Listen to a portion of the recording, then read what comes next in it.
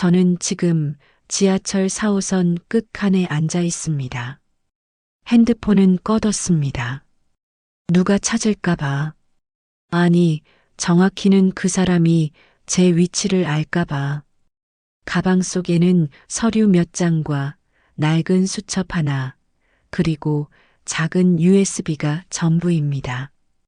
70평생을 살아왔지만 제 목숨이 이렇게 가벼워질 줄은 몰랐습니다. 주변 사람들은 저를 평범한 할머니로 볼 겁니다. 회색 코트를 입고 낡은 가방을 무릎에 올려놓은 노인. 하지만 지금 제 심장은 미친 듯이 뛰고 있습니다. 손은 땀으로 축축하고 등줄기에는 식은 땀이 흐릅니다.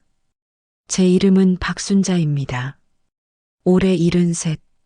자식 없이 혼자 살아온 지 10년째입니다. 남편 박철수는 10년 전 폐암으로 세상을 떠났습니다. 담배를 워낙 좋아하던 사람이었어요.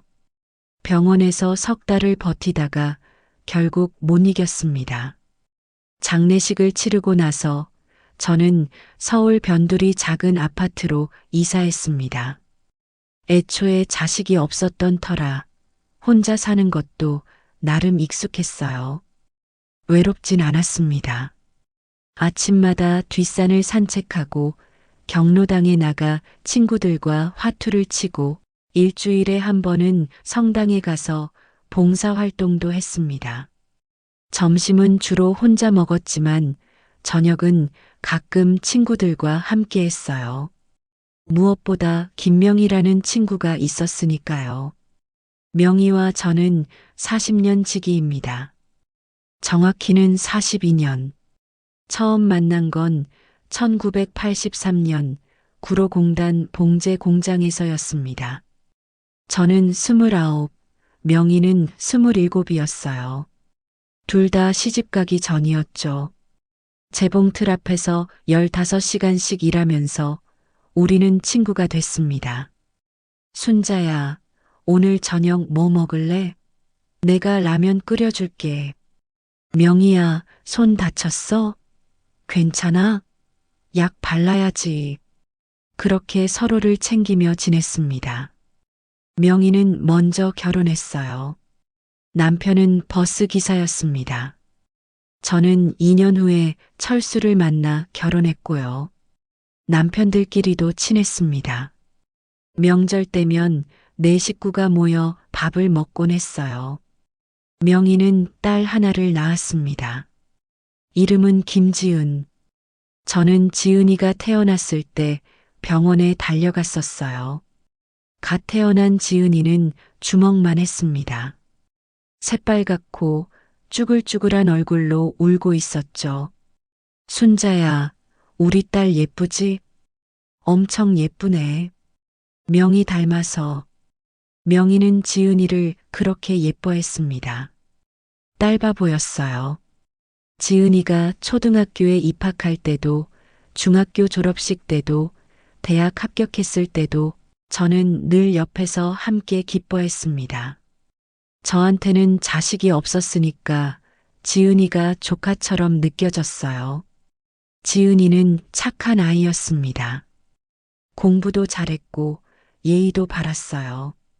대학 졸업하고 회사에 취직했고 30살에 결혼도 했습니다. 명희는 그때 정말 행복해했어요. 순자야, 우리 지은이가 시집가. 나 이제 할 일 다 한 것 같아. 뭔 소리야. 이제 손주 봐야지. 하지만 손주는 오지 않았습니다. 지은이는 결혼 3년 만에 이혼했어요. 남편이 바람을 피웠다고 했습니다.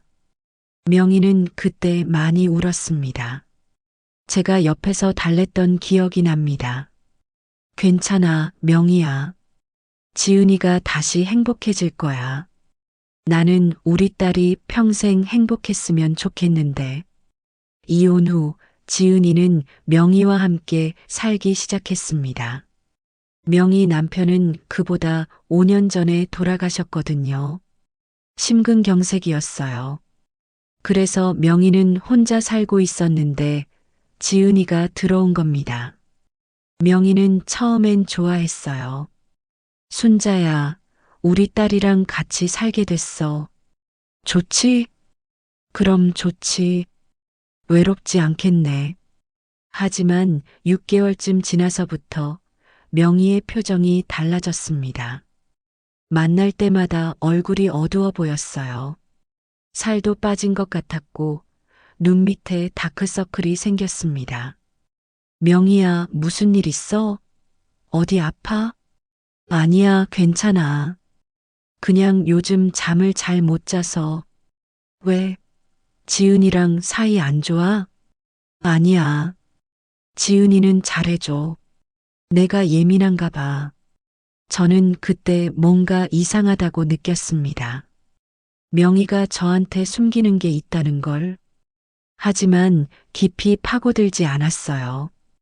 명희가 말하고 싶을 때까지 기다리려고 했습니다. 그러다가 작년 가을 명희한테서 급하게 전화가 왔습니다. 순자야, 나 좀 급한데 지금 만날 수 있어? 그래, 어디서 볼까? 우리 집 앞 공원으로 와줘. 빨리. 저는 외투를 걸치고 명희네 집으로 달려갔습니다. 공원 벤치에 명희가 앉아 있었어요. 얼굴이 새하얗게 질려 있었습니다. 명희야, 무슨 일이야? 명희는 주변을 살피더니 작은 목소리로 말했습니다. 순자야, 나 지은이한테 이상한 약을 먹은 것 같아. 뭐? 무슨 소리야? 지은이가 요즘 나한테 영양제를 챙겨줘. 아침마다 먹으라고 하거든. 근데 그 약을 먹으면 머리가 멍해지고 하루 종일 졸려. 그리고 기억이 가물가물해. 그게 영양제 때문일까? 병원은 가봤어? 응, 어제 갔어. 혈액 검사했는데 의사 선생님이 이상하다고 했어. 수면제 성분이 검출됐대. 저는 숨이 턱 막혔습니다. 수면제? 지은이가 너한테 수면제를 먹였다고? 나도 믿기지 않아. 근데 순자야, 나 요즘 자꾸 이상한 서류에 도장 찍으라는 요구를 받아. 지은이가 뭐라고 설명하는데 머리가 멍해서 무슨 말인지 하나도 안 들려. 그냥 찍으려고 했는데 참았어. 무슨 서류인데? 통장명의 변경이래. 지은이 이름으로 바꾸자고. 저는 소름이 돋았습니다. 명희야, 그거 절대 찍으면 안 돼. 지은이가 내 재산을 노리는 거야. 명희는 고개를 떨궜습니다. 눈물이 뺨을 타고 흘러내렸어요. 순자야, 나 어떻게 해야 해? 지은이는 내 딸이야. 내가 낳은 딸인데 그 애가 날 이렇게 대한다니. 저는 명희의 손을 꽉 잡았습니다. 일단 집에 돌아가지 마. 우리 집으로 가자. 내가 지켜줄게. 안 돼. 지은이가 이상하게 생각할 거야. 그럼 경찰에 신고하자. 순자야, 증거가 없어. 약도 지은이가 다 처리했을 거야. 그리고 나는 내 딸을 경찰에 신고할 수 없어. 명희는 결국 집으로 돌아갔습니다. 저는 불안한 마음으로 집에 왔어요. 그날 밤 잠을 이룰 수 없었습니다. 다음 날부터 저는 매일 명희에게 전화했습니다. 확인하려고요. 명희가 괜찮은지, 지은이가 또 이상한 짓을 하지 않는지. 순자야, 나 괜찮아. 걱정하지 마. 하지만 명희의 목소리는 점점 더 약해졌습니다. 그리고 석 달 전 명희한테서 마지막 전화가 왔습니다. 순자야, 나 지금 영상 하나 찍고 있어. 혹시 내가 죽으면 내가 꼭 봐야 해. USB에 담아서 너한테 줄게. 약속해, 꼭 봐. 명희야, 무슨 소리야? 왜 죽는다는 소리를 해? 순자야, 미안해. 그리고 고마워. 너는 평생 내 친구였어. 전화가 끊겼습니다. 저는 불안한 마음으로 며칠을 보냈습니다. 명희에게 다시 전화했지만 받지 않았어요. 집으로 찾아가려고 했는데 지은이한테 연락이 왔습니다. 이모, 엄마가 돌아가셨어요. 순간 세상이 무너지는 것 같았습니다. 뭐라고? 명희가? 네. 화장실에서 쓰러져 계신 걸 제가 발견했어요. 병원에 갔는데 뇌졸중이래요. 이미 돌아가신 후였어요. 저는 아무 말도 할 수 없었습니다. 핸드폰을 든 손이 떨렸어요. 이모, 장례식장 주소 문자로 보낼게요. 와주세요. 저는 장례식장으로 달려갔습니다. 영정사진 속 명희는 웃고 있었습니다. 언제 찍은 사진인지 젊어 보였어요. 저는 명희 얼굴을 보면서 눈물이 멈추지 않았습니다. 지은이는 상주로 앉아 있었습니다. 검은색 상복을 입고 눈물을 닦으며 조문객들을 맞이하고 있었어요. 저한테도 다가와서 인사했습니다. 이모, 와주셔서 감사해요. 엄마가 이모 이야기 많이 하셨어요. 이모가 제일 든든한 친구라고. 저는 지은이를 뚫어지게 쳐다봤습니다. 이 사람이 정말 명희를 죽인 걸까? 겉으로 보기엔 슬퍼하는 딸일 뿐이었습니다. 장례는 3일장으로 치러졌습니다. 조문객도 많이 왔어요. 명희가 살면서 사귄 사람들이었습니다. 다들 좋은 분이었는데 하며 안타까워했습니다. 화장을 하고 유골을 납골당에 안치했습니다. 49제까지 지내고 나니 한 달이 흘렀습니다. 저는 명희의 빈자리를 받아들이려 애썼습니다. 아침에 눈을 뜨면 습관적으로 명희에게 전화를 걸려고 했어요. 그러다가 명희가 없다는 걸 깨닫고 눈물을 흘렸습니다. 그러던 어느 날 지은이에게서 전화가 왔습니다. 이모, 엄마 유품 정리하다가 이모한테 드리라고 남긴 게 있는 것 같아요. 제가 이모 집으로 가도 될까요? 그래, 언제 올래? 오늘 저녁에 갈게요. 지은이는 저녁 7시에 찾아왔습니다. 손에는 작은 보자기에 싼 상자 하나를 들고 있었어요. 이모, 이거요. 엄마 서랍 깊숙한 곳에 있었어요. 겉에 순자에게라고 쓰여 있더라고요. 저는 상자를 받아들었습니다. 낡은 나무 상자였어요. 명의 특유의 깔끔한 글씨로 제 이름이 적혀 있었습니다. 고마워, 지은아. 안에 뭐가 있는지 모르겠네. 이모가 열어보시면 아실 거예요. 저는 안 봤어요. 엄마가 이모한테만 주라고 하신 것 같아서요. 지은이는 거실에 앉아 커피를 마셨습니다. 우리는 명희 이야기를 했어요. 명희가 얼마나 좋은 사람이었는지, 얼마나 그리운지. 이모, 엄마가 마지막에 많이 아프셨어요. 머리가 자꾸 아프다고 하시고, 기억도 가물가물하시고. 저는 병원에 모시고 갔는데 의사 선생님이 치매 초기일 수도 있다고 하더라고요. 치매. 저는 가슴이 철렁했습니다. 명희는 치매가 아니었어요. 지은이가 약을 먹인 거였습니다. 그랬구나. 명희가 많이 힘들었겠네. 네. 그래서 제가 더 잘해드릴 걸 하는 후회가 많이 남아요. 지은이는 커피를 다 마시고 일어났습니다. 이모, 저 이만 갈게요. 나중에 또 뵐게요. 그래, 조심히 가.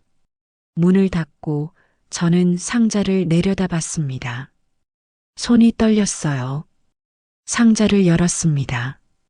안에는 편지 한 통과 오래된 사진 몇 장, 그리고 작은 USB가 들어 있었습니다. 사진부터 봤습니다. 저와 명희가 젊었을 때 찍은 사진이었어요. 공장 앞에서 찍은 사진, 결혼식 사진, 여행 갔을 때 사진. 추억이 담긴 사진들이었습니다. 편지를 펼쳤습니다. 명희의 손글씨였어요. 순자야, 내가 이 편지를 읽고 있다면 나는 이미 세상에 없겠지. 미안해. 평생 너한테 숨긴 게 하나 있어. 나는 내가 행복했으면 좋겠어서 차마 말하지 못했어. 그런데 이제는 내가 알아야 할 것 같아.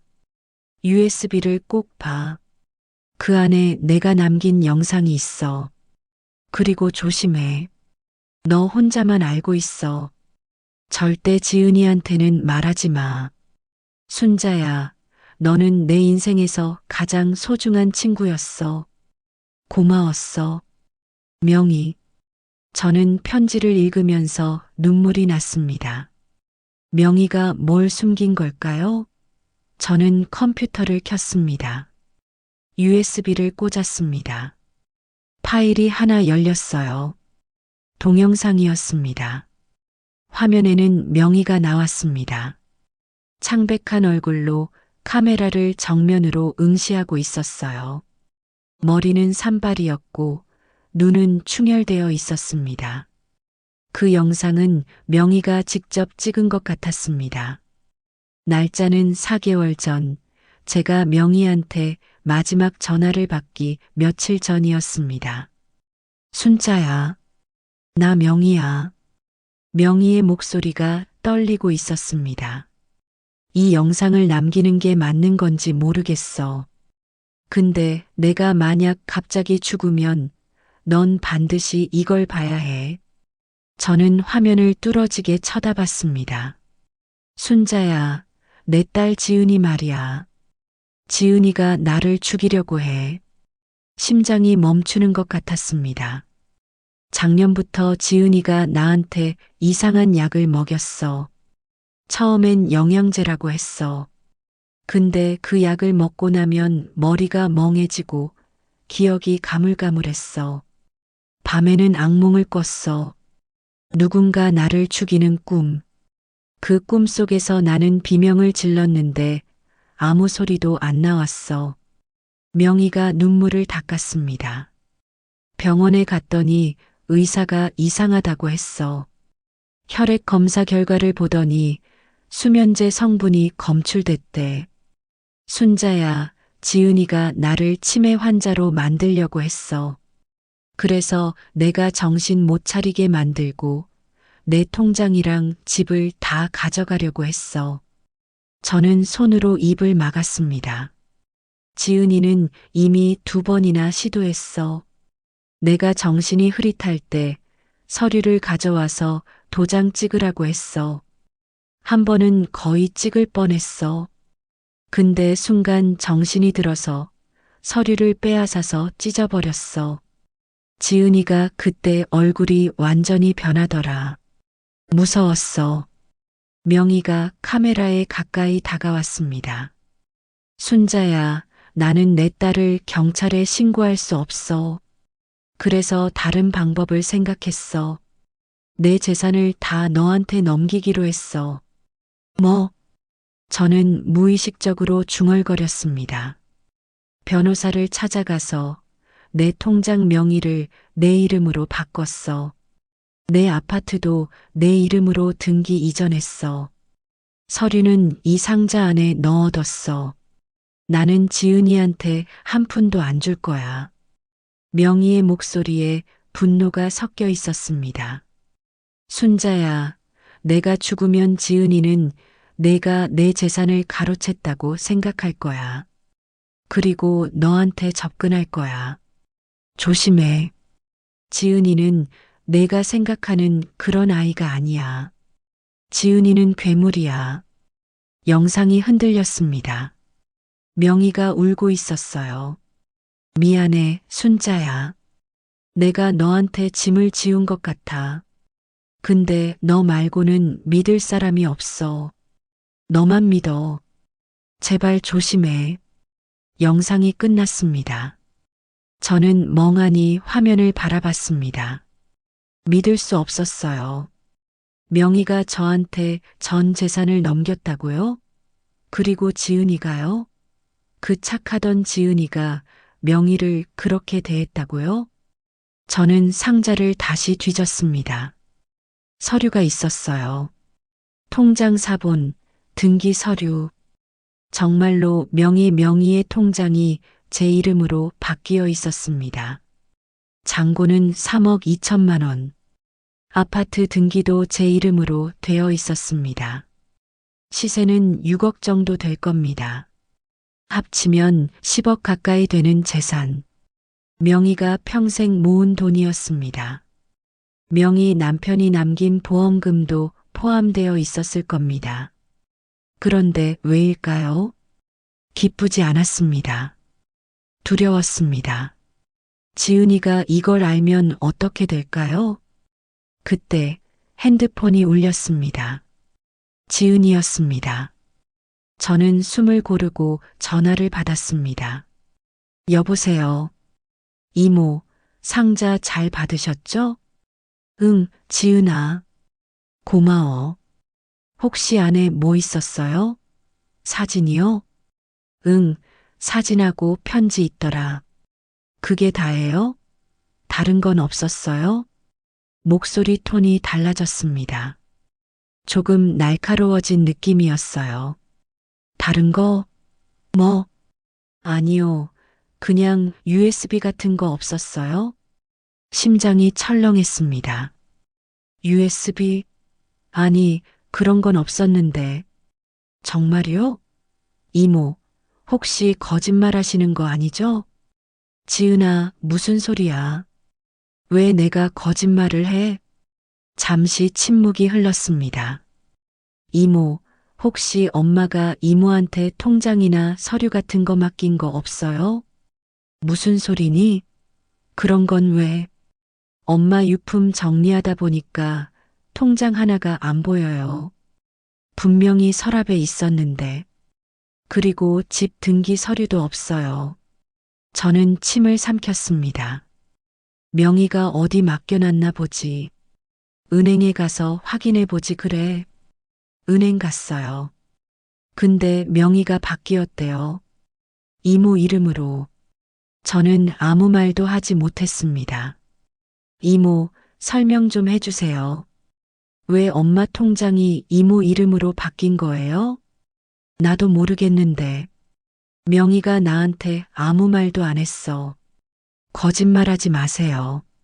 엄마가 멀쩡한 사람이 갑자기 통장을 남한테 넘겨요? 이모가 엄마를 속인 거 아니에요? 지은아, 말 조심해. 나는 명희를 속인 적 없어. 그럼 왜 엄마 재산이 이모 이름으로 되어 있어요? 이모, 이거 법적으로 문제 있는 거 알죠? 당장 돌려주세요. 지은아, 진정해. 우리 만나서 얘기하자. 만날 필요 없어요. 그냥 돌려주세요. 안 그러면 소송 걸 거예요. 전화가 끊겼습니다. 저는 핸드폰을 든 채 멍하니 서 있었습니다. 손이 떨렸어요. 지은이의 목소리가 귓가에 맴돌았습니다. 차갑고 날카로운 목소리.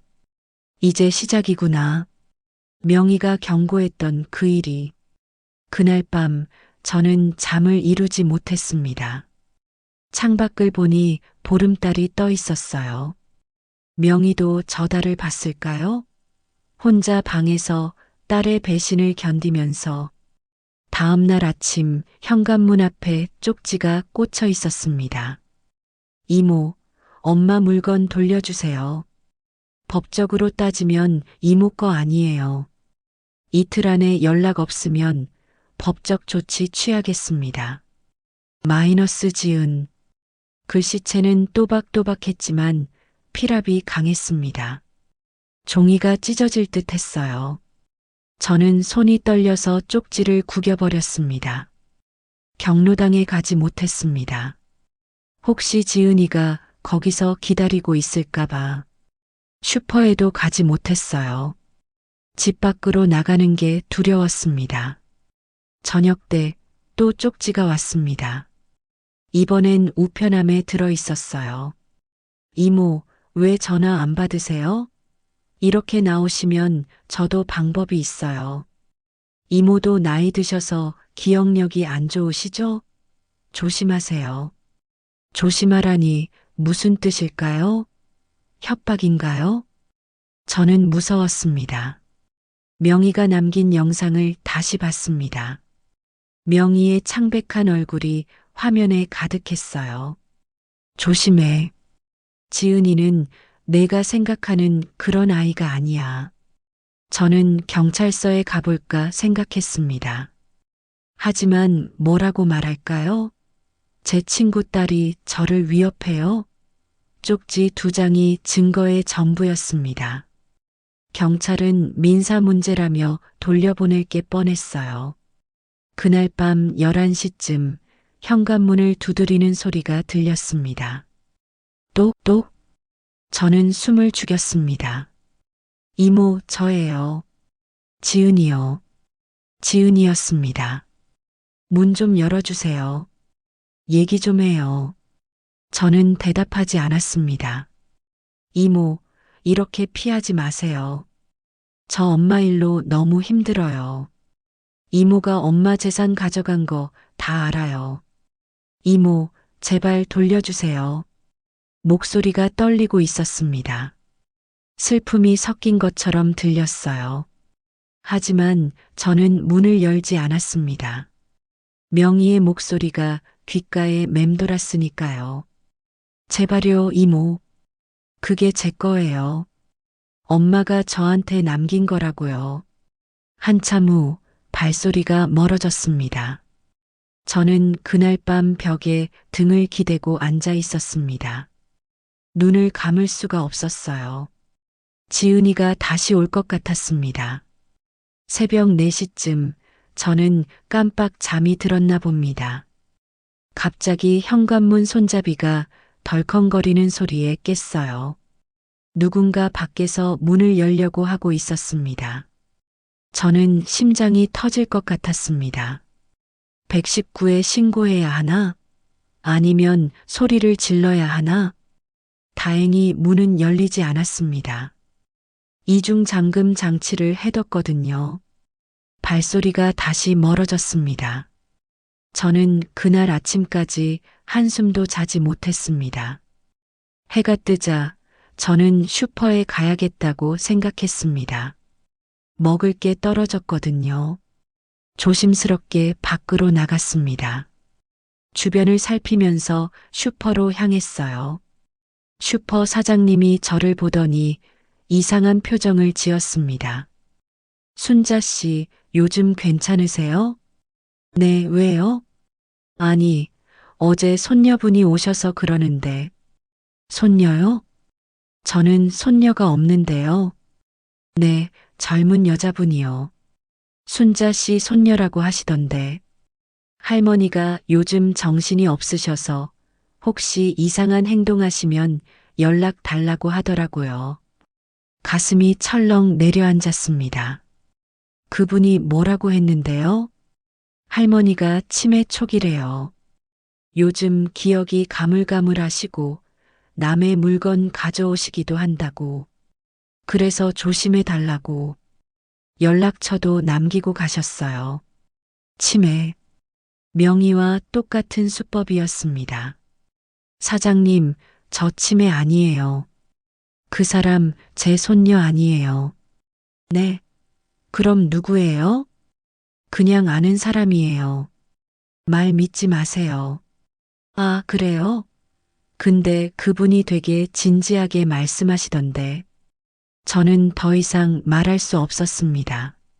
사장님은 이미 지은이의 말을 믿고 있었어요. 제가 뭐라고 해도 소용없을 것 같았습니다. 저는 우유와 빵을 샀습니다. 그리고 서둘러 집으로 돌아왔어요. 현관문 앞에 또 쪽지가 있었습니다. 이모, 이제 동네 사람들도 다 알아요. 이모가 엄마 재산 훔쳤다는 거. 이모 평판 망가지기 전에 조용히 해결하는 게 좋을 거예요.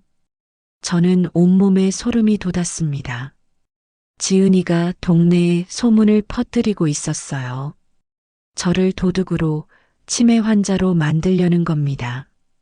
그날 오후 경로당 친구 김영숙 씨한테서 전화가 왔습니다. 순자야, 요즘 무슨 일 있어? 왜 경로당 안 나와? 아, 그냥 좀 피곤해서. 순자야, 내가 들었는데 명의 재산 문제로 지은이랑 다툰다며? 누가 그래? 동네에서 다들 그렇게 말하던데. 명의가 너한테 재산 넘겼다고. 근데 지은이가 받아야 되는 거 아니야? 지은이가 명의 딸인데. 영수가 그게 아니라. 순자야, 솔직히 말해. 명의가 정말 너한테 재산 준 거야? 아니면 내가 가져간 거야? 영수가 나 그런 사람 아니야. 명의가 준 거라고. 근데 왜? 명의가 왜 딸 놔두고 너한테 재산을 줘? 이상하잖아. 저는 아무 말도 할 수 없었습니다. 명의의 영상을 보여줄 수도 없었어요. 명의가 혼자만 알고 있어라고 했으니까. 순자야, 사람들이 수군거려. 내가 명의를 꼬셔서 재산을 빼앗았다고. 조심해. 전화가 끊겼습니다. 저는 핸드폰을 든 채 무너져 내렸습니다. 친구들마저 저를 의심하고 있었어요. 지은이가 완벽하게 저를 고립시키고 있었습니다. 저는 더 이상 이 동네에 있을 수 없다고 생각했습니다. 짐을 싸야겠다고 결심했어요. 일단 멀리 지은이가 찾지 못할 곳으로 가야 했습니다. 그날 저녁 저는 가방 하나만 들고 집을 나섰습니다. 옷 몇 벌과 명의의 USB 그리고 서류 몇 장. 그게 전부였어요. 지하철역으로 향했습니다. 아무 곳이나 가려고 했어요. 일단 멀리 개찰구를 지나 플랫폼에 섰습니다. 지하철이 들어왔어요. 저는 끝칸에 올랐습니다. 사람이 가장 적은 곳이었거든요. 지하철이 출발했습니다. 창밖으로 어둠이 스쳐 지나갔어요. 저는 가방을 무릎에 올려놓고 앉아 있었습니다. 어디로 가야 할까요? 친척은 없었습니다. 남편 쪽 친척들과는 남편이 죽은 후로 연락을 끊었어요. 친구들은 이미 저를 의심하고 있었고요. 저는 완전히 혼자였습니다. 지하철은 종점까지 갔습니다. 저는 내렸어요. 역 밖으로 나가니 낯선 거리가 펼쳐졌습니다. 모르는 동네였어요. 저는 걸었습니다. 목적지도 없이 그냥 걸었습니다. 1시간쯤 걸었을까요? 발이 아팠습니다. 벤치에 앉았어요. 주변을 돌아봤는데 여기가 어딘지도 몰랐습니다. 핸드폰을 꺼냈습니다. 부재중 전화가 23통 와 있었어요. 모두 지은이었습니다. 문자도 와 있었습니다. 이모, 어디 계세요? 연락 주세요. 이모, 걱정돼요. 혹시 어디 가신 거예요? 이모, 제발 연락 좀 주세요. 얘기 좀 해요. 이모, 경찰에 실종 신고할 거예요. 이모 치매 있으시잖아요. 혼자 계시면 위험해요. 마지막 문자를 보는 순간 저는 온몸에 소름이 돋았습니다. 지은이는 이미 저를 치매 환자로 만들어 놓은 겁니다. 제가 실종되면 사람들은 불쌍한 할머니, 치매 때문에 길 잃었나 보다라고 생각할 겁니다. 그리고 지은이는 제 통장과 서류를 합법적으로 되찾을 겁니다. 할머니가 정신이 없으셔서 엉뚱한 곳에 명의를 넣으셨다고 말하면서요. 저는 핸드폰을 껐습니다. GPS 추적이 가능하다는 걸 뉴스에서 본 적이 있었거든요. 길을 걷다가 작은 PC방을 발견했습니다. 2층에 있었어요. 저는 계단을 올라갔습니다. 어서 오세요. 주인은 젊은 남자였습니다. 저를 보고 조금 놀란 것 같았어요. 할머니가 PC방에 오는 게 신기했나 봅니다. 자리 하나 주세요. 네, 시간 얼마나 쓰실 거예요? 일단 2시간이요. 저는 구석 자리에 앉았습니다. 컴퓨터를 켰어요. 명의의 USB를 꽂았습니다. 영상을 처음부터 다시 봤습니다. 명의의 얼굴, 창백하고 지친 얼굴. 그 얼굴을 보는 순간 저는 눈물이 났습니다. 명의는 혼자 싸웠습니다. 딸에게 배신당하고 약을 먹고 그래도 끝까지 버텼습니다. 그리고 저를 위해 이 영상을 남긴 겁니다. 명희야, 미안해. 내가 살아있을 때 왜 나한테 제대로 말하지 않았니? 내가 경찰에 신고하도록 설득했을 텐데. 하지만 저는 알고 있었습니다. 명희는 말할 수 없었던 겁니다. 자기 딸을 고발할 수 없었던 겁니다. 엄마라는 이름 때문에. 저는 포털 사이트를 열었습니다. 검색창에 타이핑했습니다. 노인 재산 착취. 기사들이 쏟아졌습니다. 70대 노인, 아들에게 통장 빼앗겨. 요양원 입소 노인, 자녀들이 재산 분배. 치매 환자로 몰린 할머니, 딸이 집 팔아. 명의와 저 같은 사람들이 이렇게 많았습니다. 자식에게 배신당하고 재산을 빼앗기고 목숨까지 위협받는 노인들. 법은 그들을 보호하지 못했습니다. 가족 간의 일이라며 민사로 떠넘겼습니다. 부검도 하지 않았고 수사도 제대로 하지 않았습니다. 저는 다시 검색했습니다. 노인 학대 신고 방법, 재산 편취 고소, 성년 후 견제도. 화면을 읽으면서 저는 한 가지를 깨달았습니다. 법적으로 싸우면 집니다. 시간도 오래 걸리고 돈도 많이 들고 무엇보다 증거가 약합니다. 명의는 이미 죽었고 화장까지 끝났어요. 부검도 불가능합니다. 지은이는 엄마가 치매였다고 주장할 겁니다. 그리고 저를 엄마를 속인 나쁜 친구로 몰 겁니다. 그렇다면 어떻게 해야 할까요? 저는 다시 검색했습니다. 언론 제보, 노인 학대 폭로, 유튜브 제보, 기사들이 나왔습니다. 최근에 한 노인이 요양원 학대를 유튜브에 폭로해서 시설이 폐쇄됐다는 내용이었어요. 여론의 힘. 법이 보호하지 못하면 사람들의 분노가 보호할 수도 있습니다. 저는 결심했습니다. 명의의 영상을 세상에 알리는 겁니다. 유튜브, 뉴스, SNS, 어디든 좋습니다. 이 영상을 퍼뜨려서 지은이가 한 짓을 세상이 알게 만드는 겁니다. 그래야 명의가 헛되이 죽지 않습니다. 그래야 저도 살 수 있습니다. 저는 이메일 계정을 만들었습니다. 새로운 계정이었어요. 지은이가 추적할 수 없도록. 그리고 명의의 영상 파일을 첨부했습니다.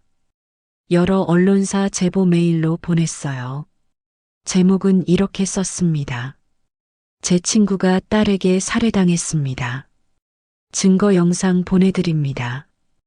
본문에는 간단히 적었습니다. 저는 박순자 73세입니다. 제 친구 김명희 71세는 석 달 전 뇌졸중으로 사망했습니다. 하지만 그것은 사고가 아니었습니다. 명희는 생전에 영상을 남겼습니다. 그 영상에는 딸 김지은이 어떻게 명희를 학대했는지 기록되어 있습니다. 부디 이 영상을 확인해 주시고 진실을 밝혀 주십시오. 메일을 보냈습니다. 5군데 방송국, 3군데 신문사. 메일을 보내고 나니 조금 후련했습니다. 하지만 동시에 불안했어요. 답장이 올까요? 언론사들이 이 영상을 믿어줄까요? 저는 PC방에서 나왔습니다. 밤 11시였어요. 갈 곳이 없었습니다. 저는 다시 PC방으로 들어갔습니다. 밤샘 요금 있나요? 네, 있어요. 10,000원이요. 그걸로 주세요. 저는 구석 자리에서 밤을 보냈습니다. 의자에 앉은 채로 눈을 붙였어요. 깊이 잠들지는 못했습니다. 계속 꿈을 꿨거든요. 명희가 나오는 꿈. 명희가 저를 부르는 꿈. 순자야, 도와줘. 명희야, 미안해. 내가 늦었어. 아침 6시쯤 눈을 떴습니다. 온몸이 뻐근했어요. 허리가 아팠습니다. 화장실에 가서 세수를 했습니다. 거울을 봤어요. 얼굴이 많이 늙어 보였습니다. 눈 밑에 다크서클이 짙었고 머리는 산발이었습니다. 저는 PC방 밖으로 나왔습니다. 근처 편의점에서 삼각김밥과 커피를 샀어요. 벤치에 앉아 먹었습니다. 핸드폰을 켰습니다. 부재중 전화가 47통. 모두 지은이었어요. 문자도 수십 통 와 있었습니다. 이모, 대체 어디 계세요? 이모, 진짜 경찰 부를 거예요. 이모, 마지막으로 연락드립니다. 오늘 중으로 연락 없으면 실종 신고합니다. 저는 문자를 읽다가 새로운 알림을 발견했습니다. 모르는 번호에서 온 전화였어요. 어젯밤 11시에 온 전화였습니다. 저는 번호를 눌러 전화를 걸었습니다. 여보세요, 박순자 씨 맞으십니까? 네, 맞습니다. 저는 55 방송국 취재팀 이 기자입니다. 어제 보내주신 제보 메일 확인했습니다. 심장이 뛰었습니다. 네, 감사합니다. 영상 확인했는데요. 이거 정말 심각한 사건 같습니다. 혹시 지금 인터뷰 가능하신가요? 네, 가능합니다. 지금 어디 계세요? 제가 찾아뵙겠습니다. 저는 주소를 알려줬습니다. PC방 근처 커피숍이었어요. 1시간 후에 뵙겠습니다. 전화가 끊겼습니다. 저는 떨리는 손으로 커피를 마셨습니다. 드디어 누군가 저를 믿어주는 겁니다. 1시간 후 커피숍에서 기자를 만났습니다. 30대 중반으로 보이는 여자 기자였어요. 카메라 감독도 함께 왔습니다.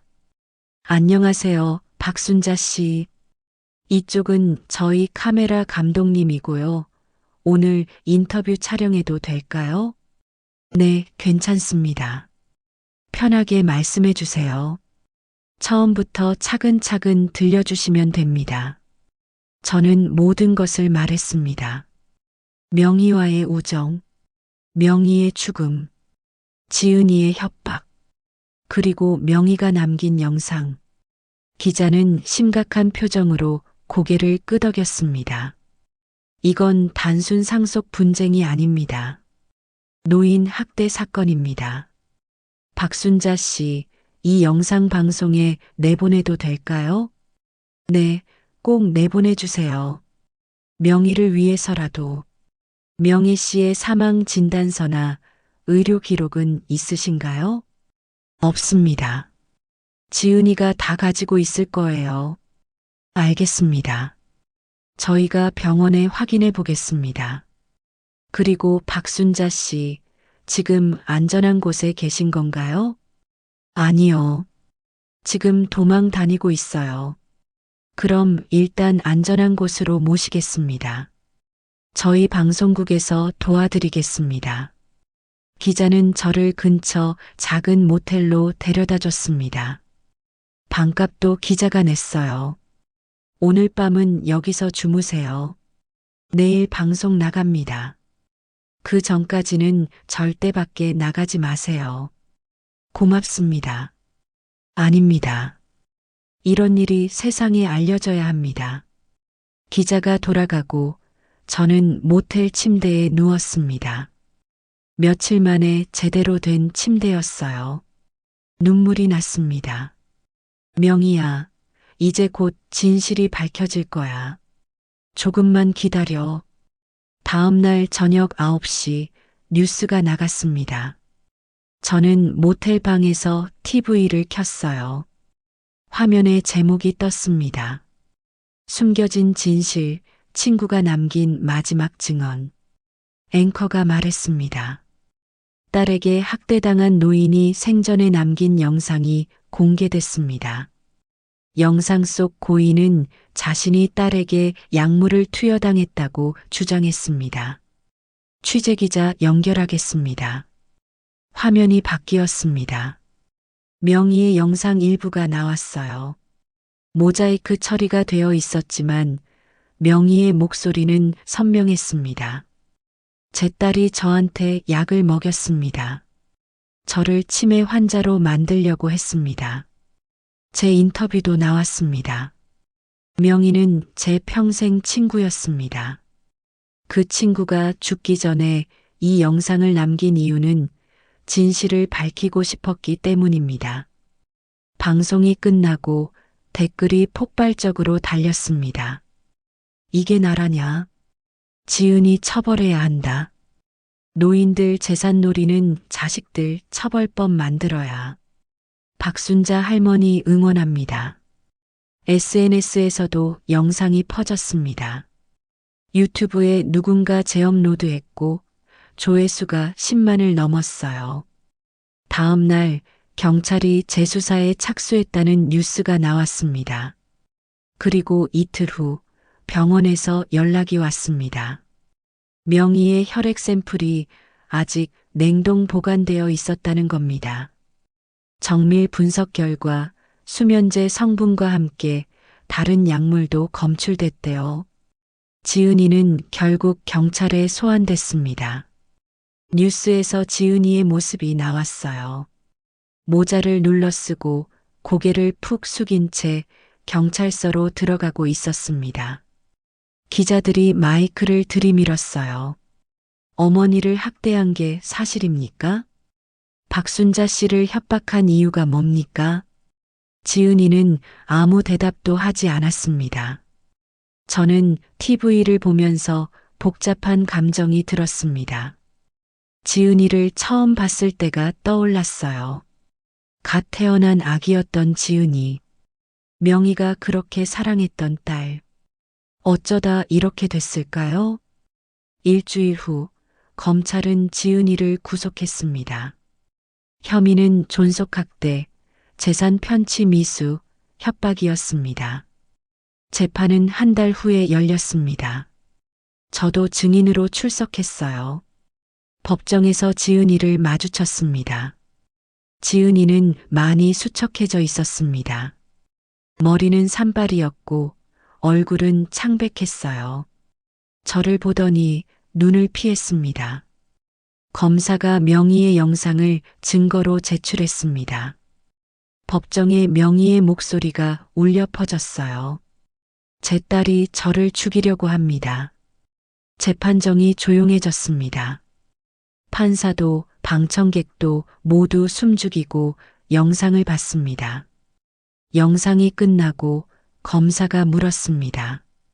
피고인, 이 영상에 대해 반박하실 말씀 있습니까? 지은이는 고개를 들었습니다. 눈물이 흐르고 있었어요. 저는 엄마를 죽이려고 한 게 아니에요. 그럼 왜 수면제를 먹였습니까? 엄마가 밤에 잠을 못 주무셔서요. 도와드리려고 했어요. 의사 처방 없이 수면제를 구입했습니다. 그것도 여러 차례. 이게 단순히 도와주려던 행동입니까? 지은이는 대답하지 못했습니다. 검사가 계속 물었습니다. 피고인은 피해자의 통장 명의를 변경하려 했습니다. 2차례나 시도했죠. 이것도 엄마를 도우려던 행동입니까? 저는 엄마가 치매에 걸릴까봐 걱정돼서. 피해자는 치매가 아니었습니다. 병원 기록을 보면 뇌 기능은 정상이었습니다. 단지 수면제 과다 복용으로 인한 일시적 기억 장애가 있었을 뿐입니다. 저는 몰랐어요. 정말 몰랐다고요. 검사가 서류를 들어 올렸습니다. 피고인은 피해자 사망 직후 박순자 씨에게 협박 문자를 보냈습니다. 법적 조치를 취하겠다. 경찰에 신고하겠다. 이것도 엄마를 사랑하는 딸의 행동입니까? 지은이는 고개를 떨궜습니다. 저도 증인석에 섰습니다. 선서를 하고 검사의 질문에 답했어요. 증인, 피해자 김명애 씨와는 어떤 관계셨습니까? 40년 지기 친구였습니다. 피해자가 생전에 피고인에 대해 어떤 말을 했습니까? 명의는 지은이가 자기를 죽이려 한다고 했습니다. 더 구체적으로 말씀해 주시겠습니까? 작년 가을 명의가 저한테 전화했어요. 지은이가 이상한 약을 먹인다고, 머리가 멍해지고 기억이 가물가물하다고, 병원에 갔더니 수면제 성분이 나왔다고 했습니다. 그때 증인은 어떻게 했습니까? 경찰에 신고하자고 했어요. 근데 명의는 거부했습니다. 자기 딸을 신고할 수 없다고, 증거도 없다고. 피해자는 왜 증거를 남기지 않았을까요? 명의는 마지막까지 딸을 믿고 싶었던 것 같아요. 하지만 결국 진실을 남기기로 결심한 겁니다. 그래서 영상을 찍은 거예요. 검사가 고개를 끄덕였습니다. 증인, 피고인이 증인을 협박했습니까? 네. 쪽지를 2번 보냈고 밤에 제 집 문을 두드렸어요. 그리고 동네에 소문을 퍼뜨렸습니다. 제가 치매에 걸렸다고, 명의의 재산을 훔쳤다고. 증인은 어떻게 대응했습니까? 도망쳤습니다. 제가 할 수 있는 건 그게 전부였어요. 제 목소리가 떨렸습니다. 그때의 공포가 다시 떠올랐거든요. 재판은 3번 더 열렸습니다. 그리고 마지막 공판에서 판사가 판결을 내렸습니다. 피고인 김지은에게 징역 5년을 선고한다. 법정이 술렁였습니다. 지은이는 고개를 떨군 채 아무 말도 하지 않았어요. 판사가 말했습니다. 피고인은 친모를 대상으로 지속적으로 약물을 투여했습니다. 이는 명백한 학대 행위입니다. 또한 피해자 사망 후 피해자의 친구를 협박하고 명예를 훼손했습니다. 이는 용서받을 수 없는 범죄입니다. 재판이 끝나고 저는 법정 밖으로 나왔습니다. 기자들이 몰려들었어요. 박순자 씨, 소감 한 말씀 해주세요. 저는 마이크를 보며 말했습니다. 명희야, 이제 편히 쉬어. 진실이 밝혀졌어. 그날 저녁 저는 명희의 아파트로 갔습니다. 명희가 제게 남긴 그 집. 문을 열고 들어서니 명희의 냄새가 났어요. 명희가 좋아하던 라벤더 향이 희미하게 남아 있었습니다. 거실에는 명희의 사진이 놓여 있었어요. 저는 사진 앞에 앉았습니다. 명희야, 나야. 순자. 눈물이 났습니다. 미안해. 내가 살아있을 때 더 챙겨줄걸. 내가 그렇게 힘들어하는데 나는 몰랐어. 사진 속 명희는 웃고 있었습니다. 명희야, 이제 지은이는 벌 받았어. 5년 동안 감옥에 있을 거야. 너를 학대한 대가를 치르는 거야. 하지만 마음 한구석이 무거웠습니다. 5년이면 지은이는 다시 나올 겁니다. 그때 지은이는 어떤 사람이 되어 있을까요? 후회하는 사람일까요? 아니면 더 원망에 찬 사람일까요? 저는 모르겠습니다. 며칠 후 저는 변호사를 찾아갔습니다. 명의가 남긴 재산을 어떻게 할지 상의하려고요. 박순자 씨, 이 재산은 합법적으로 당신 것입니다. 고인이 생전에 명의를 이전한 거니까요. 저는 이 돈을 쓰고 싶지 않아요. 그럼 어떻게 하시겠습니까? 기부하려고요. 명의 같은 노인들을 위해서요. 좋은 생각이십니다. 재단을 만드시는 건 어떻습니까? 재단이요? 네. 김명의 재단 같은 이름으로요. 노인 학대 피해자들을 돕는 재단이요. 저는 고개를 끄덕였습니다. 그렇게 하겠습니다. 한 달 후, 저는 재단을 설립했습니다. 이름은 명의의 집이었어요. 명의의 아파트를 쉼터로 개조했습니다. 자식에게 배신당한 노인들, 갈 곳 없는 노인들이 머무를 수 있는 곳, 그리고 법률 상담과 심리 치료를 받을 수 있는 곳. 첫 번째 입소자는 75살 할머니였습니다. 아들에게 맞고 쫓겨났다고 했어요. 저는 그 할머니의 손을 잡았습니다. 이제 안전해요. 여기서 천천히 회복하세요. 할머니는 눈물을 흘렸습니다. 고맙습니다. 정말 고맙습니다. 재단을 운영하면서 저는 많은 사람들을 만났습니다. 명의처럼 자식에게 배신당한 사람들, 저처럼 친구를 잃은 사람들, 그들의 이야기를 들으면서 저는 깨달았습니다. 이건 명의만의 이야기가 아니라는 걸, 우리 사회 곳곳에 숨어 있는 이야기라는 걸, 그리고 저는 결심했습니다. 이 이야기들을 세상에 알리겠다고, 더 이상 침묵하지 않겠다고. 1년 후 저는 책을 출판했습니다. 제목은 친구가 남긴 마지막 선물이었어요.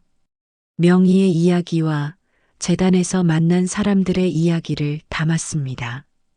책은 베스트셀러가 됐습니다. 많은 사람들이 읽었고 공감했고 분노했습니다. 그리고 법이 바뀌기 시작했습니다. 국회에서 노인 학대 처벌법이 강화됐어요. 자식이 부모를 학대하면 더 무거운 처벌을 받게 됐습니다. 그리고 노인 재산 보호 제도도 생겼습니다. 완벽하진 않았습니다. 여전히 허점도 많고 보완해야 할 것도 많았어요. 하지만 시작은 됐습니다. 그리고 오늘 저는 명의의 납골 땅을 찾았습니다. 꽃을 들고 갔어요. 명의가 좋아하던 백합이었습니다.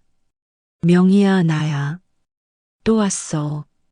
납골함 앞에 꽃을 놓았습니다.